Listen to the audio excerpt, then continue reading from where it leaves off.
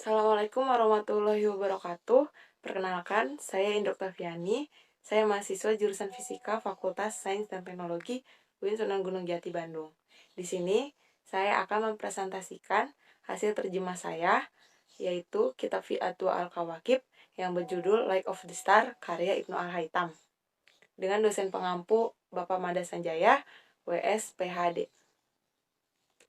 Sebelum masuk ke terjemah, saya akan memaparkan biografi Ibnu Al-Haytham. Abu Ali Muhammad Al-Hasan bil Al-Haytham atau Ibnu Al-Haytham lahir di Basra tahun 965 dan meninggal di Qohiro tahun 1039 atau 1040 pada umur 74 tahun.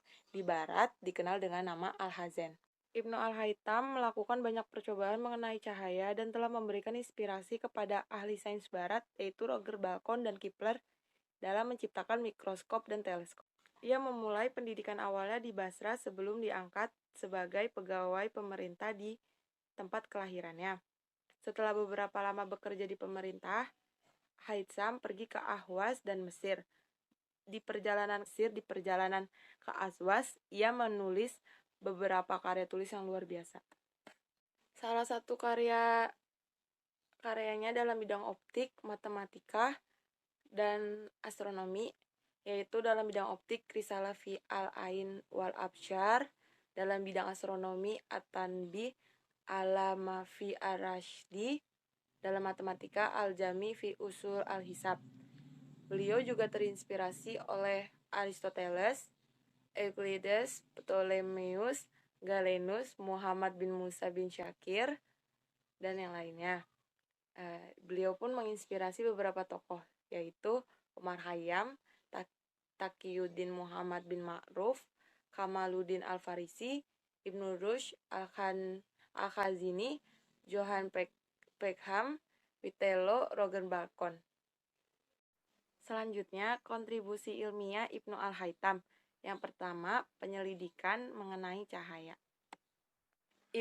Ibnu Al-Haytham merupakan ilmuwan yang gemar melakukan penyelidikan. Penyelidikannya mengenai cahaya telah memberikan ilham kepada sains barat seperti Boger, Bacon, dan Kepler, menciptakan mikroskop serta teleskop. Beliau merupakan orang pertama yang menulis dan menemui berbagai data penting mengenai cahaya.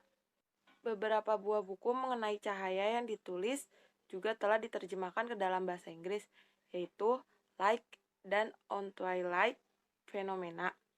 Kajiannya banyak membahas mengenai senja dan lingkaran cahaya di sekitar bulan dan matahari, serta bayangan-bayangan dan gerhana. Menurut Ibnu Haytham, cahaya fajar bermula apabila matahari berada di garis 19 derajat di ufuk timur. Warna merah pada senja akan hilang apabila matahari berada di garis 19 derajat ufuk barat. Dalam kajiannya, beliau juga menjelaskan tentang bias cahaya dan pembalikan cahaya.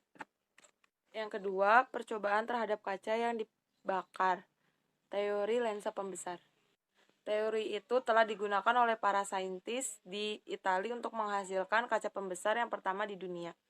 Yang ketiga, prinsip tentang volume udara. Sebelum seorang saintis yang bernama Trikela mengetahui perkara itu 500 tahun kemudian, Ibnu Al-Haytham juga telah mengetahui adanya tarikan gravitasi sebelum Isaac Newton mengetahuinya. Yang keempat, memberikan ilham kepada saintis barat untuk menghasilkan wayang gambar. Teori beliau yang ini telah membawa kepada penemuan film yang kemudian disambung-sambung sebagaimana yang dapat kita tonton pada masa sekarang. Kelima, mengurangi refleksi dan pembelokan sinar cahaya ke komponen vertikal dan horizontal. Al-Haytham adalah orang pertama yang mengurangi refleksi dan pembelokan sinar cahaya ke komponen vertikal dan horizontal yang mendasar dalam pengembangan optik geometri. Karena pengamatannya yang mendalam pada bidang optika dan mengantarkan optika pada kemajuan pesat masa kini, maka Ibnu Haytham mendapatkan julukan sebagai Bapak Optika Modern. Dan masih banyak kontribusi yang diberikan Ibnu Haytham pada perkembangan sains dan teknologi. Selain sains, Ibnu Haytham juga menulis banyak mengenai falsafah, logika, metafisika, dan persoalan yang berkaitan dengan keagamaan. Pandangannya mengenai falsafah sangat amat menarik untuk disoroti. Bagi beliau, falsafah tidak boleh dipisahkan daripada matematika, sains, dan ketuhanan. Kini beliau berjaya menghasilkan banyak buku dan makalah. Contoh buku-buku karyanya, yang pertama Al-Jami fi Usul Al-Hisab yang mengandung teori-teori ilmu matematika dan matematika penganalisisan. Yang kedua Kitab Al-Tahlil wa Al-Tarkib mengenai ilmu geometri. Yang ketiga Kitab Tahlil Ai-Mas'il Al-Adadiyah tentang algebra. Yang keempat makalah fi Ihtiraj Simat Al-Qiblah yang mengupas tentang arah kiblat bagi segenap rantau. Yang kelima makalah fi Tad'ulai mengenai penggunaan geometri dalam urusan hukum syarak. Yang keenam risalah fi Sinaat al-Syir mengenai teknik penulisan puisi. Selanjutnya latar belakang. Dari terjemah yang saya baca, alasan Ibnu Al-Haytham melakukan penelitian atau penyelidikan tentang cahaya yang dihasilkan bintang karena sejumlah filsuf menganggap bahwa bintang-bintang mengarahkan cahayanya dari matahari dan mengatakan bahwa bintang-bintang tidak memancarkan cahayanya sendiri. Penyelidikan terhadap cahaya bintang dan karakteristik. Selama penyelidikan, sampai pada kesimpulan bahwa bintang-bintang itu memancarkan cahayanya sendiri dan cahayanya disebabkan oleh sifat-sifat kortain yang mereka miliki sendiri. Lebih lanjut dengan pengecualian bulan, tidak ada bintang-bintang yang mendapatkan cahaya dari matahari. Untuk tujuan itu, W. Arafat H.J. Winter telah menyusun risalah ini agar para pembaca dapat mengetahui kenyataan kelemahan dalam rasio orang-orang yang berbeda. Dalam hal ini juga diketahui W. Arafat H.J. Winter sudah dulu menerjemahkan ke dalam bahasa Inggris, di mana sebelumnya menerjemahkan tulisan Hakim Naimuddin Zubair Nadwi dari bahasa Arab. Selanjutnya, ini adalah teks terjemah dalam bahasa Inggris karya W. Arafat H.J. Winter. Ini lanjutan dari teks tadi. Selanjutnya adalah analisis terjemah. Saya menerjemahkan kitab Fi Atwa Al-Kawakib yang berjudul Light of the Star yang sebelumnya sudah diterjemahkan oleh W. Arafat H.J. Winter dalam bahasa Inggris. Jumlah filsuf menganggap bahwa bintang-bintang yang mengarahkan cahayanya dari matahari dan mengatakan bahwa bintang-bintang itu sendiri tidak memancarkan cahaya. Gagasan mereka didasarkan pada asumsi ukuran bagian bulan yang diterangi terus berubah-ubah dan variasi cahaya bulan yang diamati dengan jelas selama gerhana dan juga selama interval saat menghadap matahari. Tetapi mereka tidak dapat memberikan bukti yang meyakinkan untuk mendukung kesimpulan mereka. Oleh karena itu, jelas bahwa hanya sebuah dugaan.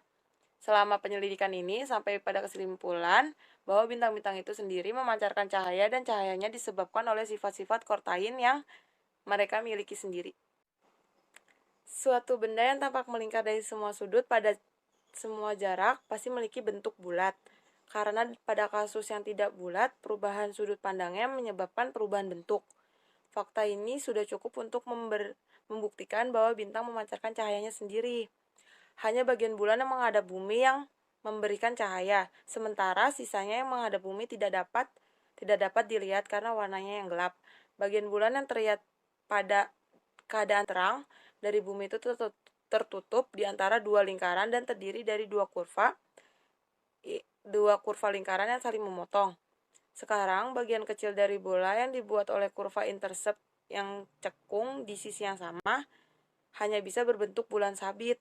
Ini alasannya mengapa pada tanggal pertama dan terakhir bulan itu bulan sabit.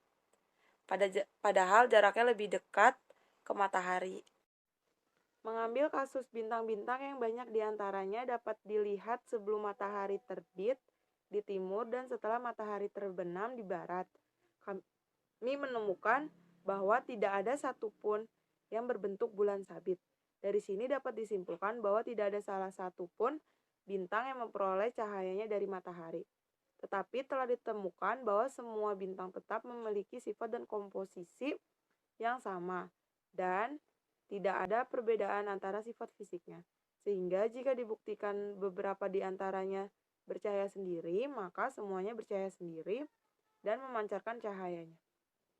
Dalam kasus Venus, bintang-bintang telah memperoleh cahayanya dari matahari. mereka akan muncul dalam bentuk bulan sabit, seperti bulan. Sedangkan dekat bulan, karena kedekatannya, bentuk mereka ketika menghadap matahari mirip dengan bulan, dan bintang-bintang seperti bulan berbentuk bola.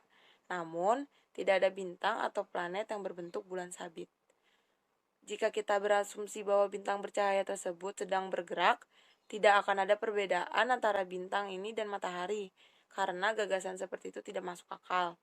Dikatakan juga bahwa ketika bulan berada di dekat matahari, bulan terlihat seperti lengkungan karena lebih dekat dengan matahari daripada bumi. Kita dapat menjawab keberatan ini berdasarkan kasus Venus dan Merkurius. Keduanya lebih dekat ke bumi daripada bintang atau planet lainnya. Juga tidak terlalu jauh dari matahari, tetapi bentuk mereka tidak seperti bulan sabit, hanya bulat. Oleh karena itu, kami menyimpulkan bahwa tidak ada satupun bintang atau planet yang memperoleh cahayanya dari matahari, dan karenanya semua memancarkan cahayanya sendiri. Pernyataan di atas menunjukkan bahwa sumber cahaya bintang yang sebenarnya adalah tubuh mereka sendiri, dan cahaya ini tidak dipinjam dari sumber eksternal. Bulan adalah satu-satunya pengecualian di antara benda-benda langit yang tidak memancarkan cahayanya sendiri. Ini adalah lampiran dalam bahasa Arab. Selanjutnya adalah kesimpulan. Filsuf menganggap bintang mengarahkan cahayanya dari matahari, tetapi mereka tidak dapat memberikan bukti yang meyakinkan. Oleh karena itu, dianggap sebagai sebuah dugaan. Ibnu Al-Haytham melakukan penyelidikan terhadap cahaya bintang dan karakteristik. Cahaya-cahaya disebabkan oleh sifat-sifat kortain yang mereka miliki sendiri, pengecualian bintang. Tidak di antara bintang-bintang yang mendapat cahayanya dari matahari. Argumen yang sama dikemukakan dalam kasus matahari dan bulan. Bagian bulan yang terlihat dalam keadaan terang dari bumi tertutup antara dua lingkaran dan terdiri dari dua kurva lingkaran yang saling memotong. Sebagian kecil dari bola yang dibuat oleh kurva intercept yang cekung di sisi yang sama hanya bisa berbentuk bulan sabit. Ini alasannya mengapa pada tanggal pertama dan terakhir berbentuk bulan sabit. Jika kita berasumsi bahwa bintang bercahaya tersebut sedang bergerak, tidak akan ada perbedaannya antara bintang dan matahari. Karenanya gagasan itu tidak masuk akal. Mempelajari kasus Venus dan Merkurius, keduanya lebih dekat dengan bumi daripada bintang-bintang dan planet lainnya, dan juga tidak terlalu jauh dari matahari. Tak satu pun dari mereka yang berbentuk bulan sabit, hanya bulat. Pernyataan di atas menunjukkan bahwa sumber cahaya bintang yang sebenarnya adalah tubuh mereka sendiri, dan cahaya ini tidak dipinjam dari sumber eksternal manapun. Bulan adalah salah satu pengecualian di antara benda-benda langit yang tidak memancarkan cahayanya sendiri. Terima kasih sudah menonton sampai bagian akhir. Mohon maaf bila terdapat kesalahan dalam menerjemahkan kitab atau informasi yang salah berkaitan dengan Ibnu Haytham. Mohon maaf sebesar-besarnya. Assalamualaikum warahmatullahi wabarakatuh. Jangan lupa subscribe, like, dan komen.